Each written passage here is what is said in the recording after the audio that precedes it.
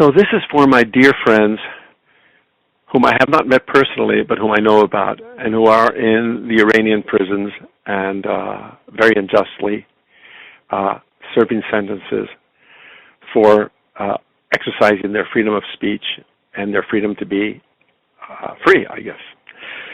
So what I wanted to do is, because I do believe that words do carry through prison walls and from country to country and from poet to those who listen, I just wanted to send you this message, which comes from my latest novella that I just published this week called The Compensation Bureau.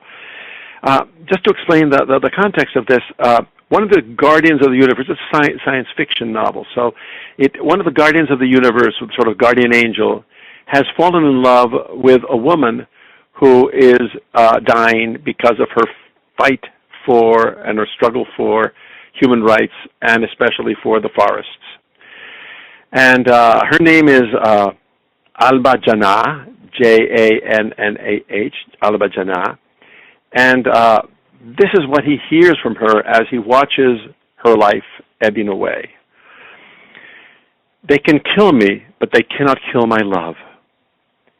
Those were the first words I ever heard from the waterfall of her throat. "They can kill me, but they cannot kill my love." I expected to find bitterness as that woman died, that the hatred towards her enemies would be endless. Not that she forgave them, no. Not that she was ready to forget what they had done, no. It was that she had chosen to turn from the anguish that was besieging her. She had chosen to look through a crack in the wall of the shack where they had imprisoned her broken body, left it to bleed into nothingness.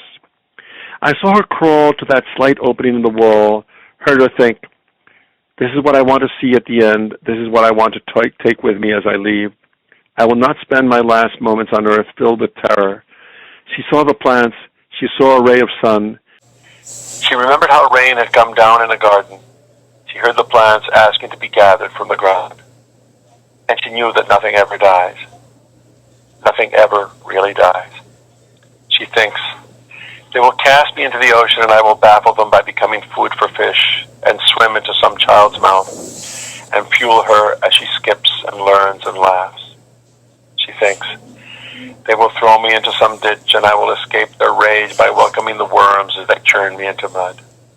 She thinks, "They will leave me in the desert to be eaten by jackals and I will flow into the energy of every animal that roams the sands." She thinks, "They will bury me in a garden and the birds will peck at me and I will take flight with them and be blessed by their droppings as I return to earth yet again." The garden, it does not abandon her in her hour of need. So this is the excerpt from the Compensation Bureau. And the reason why I thought of it was because, especially for you, my friends, is because it was inspired in great part by my readings in Persian literature, in Rumi and Sufi poems, and other things I've read translated from the Farsi. And I thought that this is the way to send you these words, which, as we know, they cross prison walls, and they cross from country to country, and they cross from my mouth and my mind and my love to you, and I send you with these words my solidarity, my certainty that you will prevail against the forces that have you imprisoned but cannot control and silence your voices.